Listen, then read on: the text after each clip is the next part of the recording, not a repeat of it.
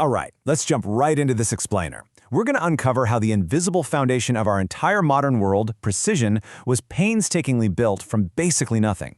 I mean, think about it. When you look at that incredibly smooth glass on your smartphone or the complex engine in the car sitting in your driveway, you're actually looking at the final result of thousands of years of compounding exactness. But how did we actually get here, right? Like, how do you create perfect geometric straight lines and regular intervals when nature only gives us lumpy organic shapes?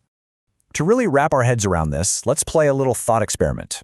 Imagine you're stranded on a desert island. You've got no tools, no rulers, absolutely no machines. But you desperately need to build a highly complex time machine to escape.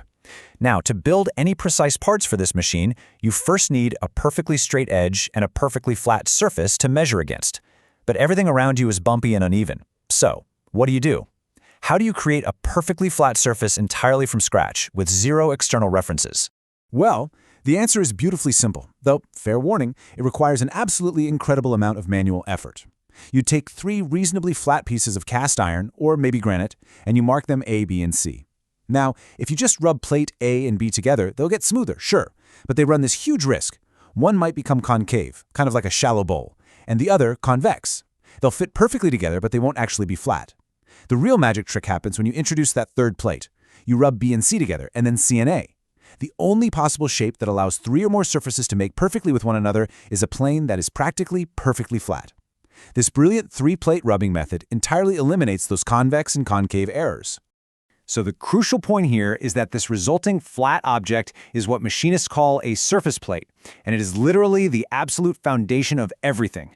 From this one flat plate, you can create perfectly straight edges, and then from those edges, you can build lathes and milling machines, and those machines make the precision parts for your life. Even though you don't actually see a surface plate in your phone or your car, if you trace the tools backward, it is always there.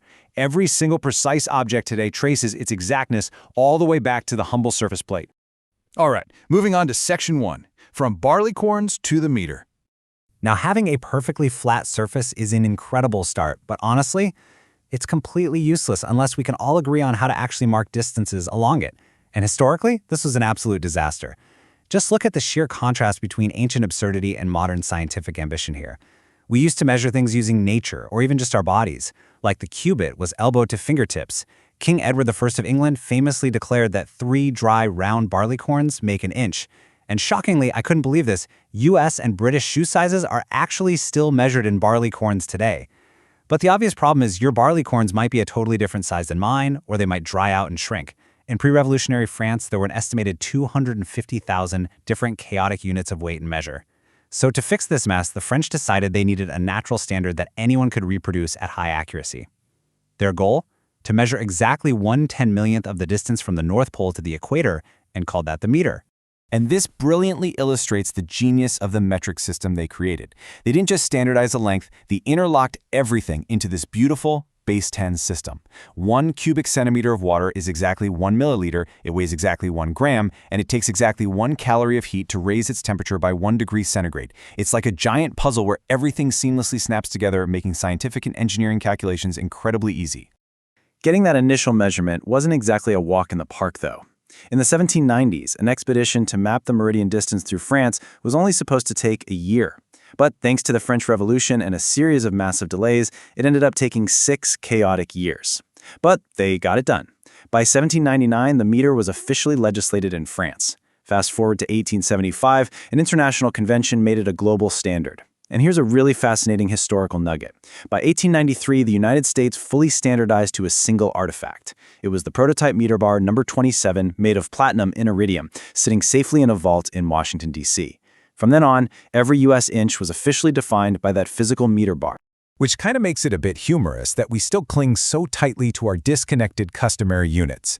As the source material beautifully points out, in the interlocking metric system, math is an absolute breeze. But in the disconnected American measurement system, if you ask, how much energy does it take to boil a gallon of water at room temperature, the easiest mathematical answer is quite literally, go fly a kite. Okay, let's jump into Section 2, Johansson's magic blocks. Let's move over to 1896 Sweden and see how this all builds into solving the massive logistical problem of getting perfect units out of a vault and onto bustling factory floors. Enter a Swedish inspection chief named Carl Edward Johansson. He was working at a factory inspecting unlicensed guns, and he realized there was no fast, reliable way to check the size of machined items on the fly. I mean, fixed gauges quickly wore down, and adjustable ones just weren't accurate enough. So initially, using his wife's sewing machine to help polish the metal, which is amazing, he painstakingly created the very first set of gauge blocks, affectionately known today as Joe blocks. These are blocks of incredibly hard steel, polished or lapped, to be absolutely flat, accurate to an unbelievable 3/millionths of an inch.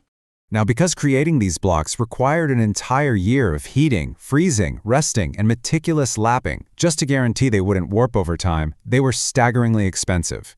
In 1914, a single set of these blocks cost more than Johansson's entire yearly salary at the gun factory.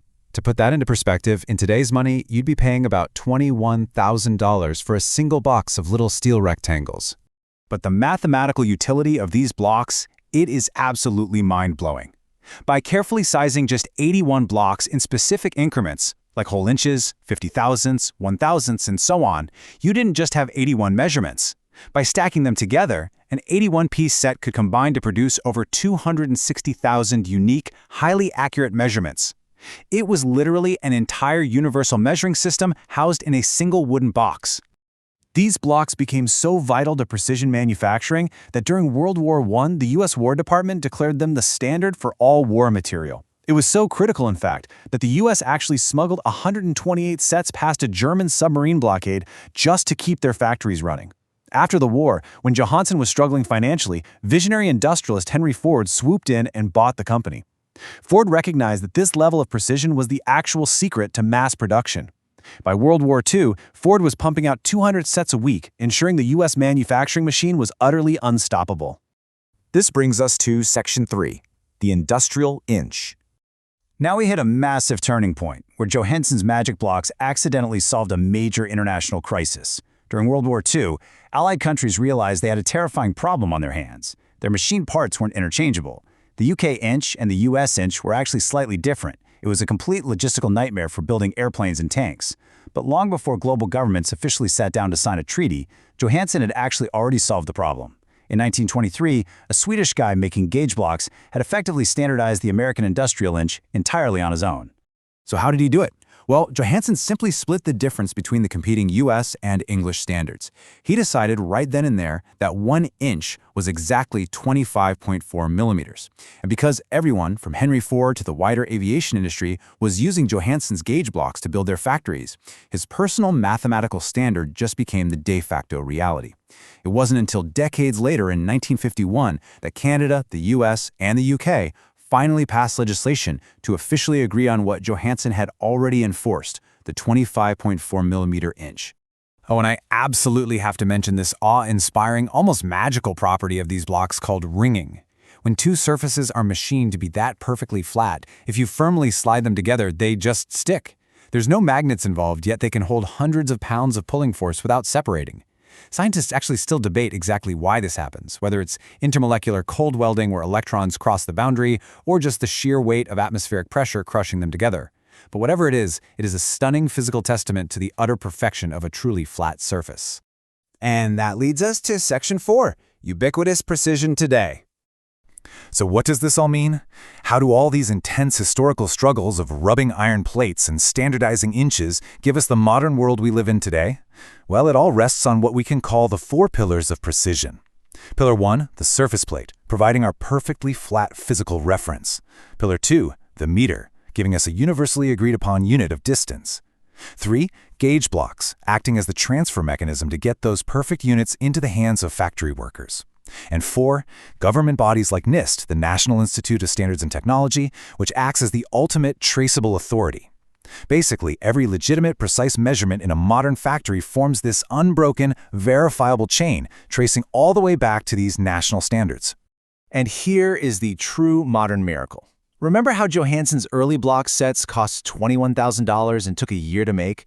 Today, you can go online and buy a brand new, completely NIST traceable set of incredibly precise gauge blocks for under $100. I mean, anyone can hold accuracy down to a few millionths of an inch right in the palm of their hand for less than the cost of a nice dinner out. It's wild. And this extreme, dirt-cheap precision is literally the invisible lifeblood of our society. Historically, only royalty or the ultra-wealthy could afford precise objects like clocks or astronomical tools. Today, a marvel of interchangeability like a standard ballpoint pen, which by the way requires the incredibly precise manufacturing of microscopic metal spheres, can be flawlessly produced, loaded onto precisely engineered trucks, tracked by complex silicon computers, and dropped onto your desk for just 14 cents apiece. That 14-cent pen is only possible because we stand on the shoulders of historical giants and obsessive craftsmen. We're talking about geniuses like James Watt, who invented an incredibly early micrometer in 1772 in a world that had virtually no standards. Or 20th century toolmakers like Richard Moore, who spent his life fighting literal temperature fluctuations and even human body heat just to squeeze out one more decimal point of accuracy in his grinding machines. You see, precision isn't an accident, it's a hard-fought inheritance. So, I'm going to leave you with this final kind of mind-bending thought. Look at the manufactured objects around you right now. Your keyboard, your desk, the smooth bezel of your monitor.